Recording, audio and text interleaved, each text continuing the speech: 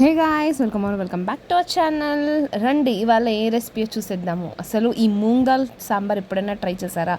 అయితే ఖచ్చితంగా ట్రై చేయండి. ఫస్ట్ మనం మూంగ్ దాల్ని లైట్గా రోస్ట్ చేసుకొని దాన్ని కుక్కర్లోనే విజిల్ పెట్టుకుందాం. దాంతోపాటు garlic, green chilli, tomato, onion, కొద్దిగా chilli powder, turmeric powder, salt ఇవంతా యాడ్ చేసుకొని ఒక 4 విజిల్స్ పెట్టుకోండి.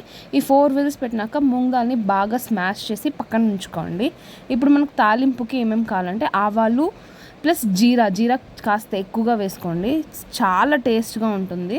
తర్వాత మనం రెడ్ చిల్లీ, గ్రీన్ చిల్లీ చిన్నగా చాప్ చేసుకొని జింజర్, గార్లిక్, ఆనియన్, కొత్తిమీర, కరివేపాకు, మరి టమాటోస్ ఇవి మాత్రమే. ఇప్పుడు ఫస్ట్ మనం జింజర్ కాస్త వేసుకుందాం, గ్రీన్ చిల్లీ, రెడ్ చిల్లీస్ వేసుకొని దీంతోపాటు హింగ్ పౌడర్ కొంచెం వేసుకుందాము.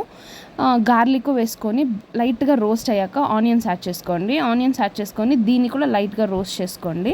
ఇప్పుడు కొత్తిమీర, కరివేపాకు ఈ రెండింటిని యాడ్ చేసేసి చిల్లీ పౌడర్ కాస్త వేసేసి ఇది కొంచెం రాస్మెల్ పోయాక మనం టమాటోస్ యాడ్ చేసుకుందాము. ఈ టమాటోస్ని కొంచెం లైట్గా అలా రోస్ట్ చేసుకొని పేస్ట్ లాగా తయారైనప్పుడు మనం ఏం చేద్దామంటే తగినంత సాల్ట్ వేసుకున్నాక ఆ మూంగ్ దాల్ని పక్కన ఎత్తి పెట్టాం కదా, మూంగ్ దాల్ పప్పు, వాటిని ఇందులో యాడ్ చేసుకొని కావాల్సినంత వాటర్ వేసుకోండి.